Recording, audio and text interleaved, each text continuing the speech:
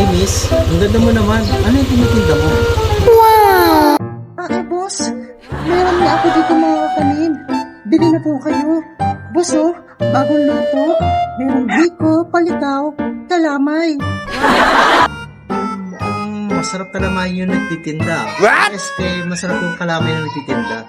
Magkano ba yung kalamay, miss? Boss, yung kalamay po. Masarap po talaga yan. 20 pesos lamang po ang isa. Ako po mismo ang nagluto. Ganun ba? Baka pwede. Bigyan mo ako ng isa, mukhang masarap talagang kalamayan. Kamayin yung kalamay. Paano masabi? Sige po. Saglit lang po Ipaghihiwa na po kita ng kalamay ko.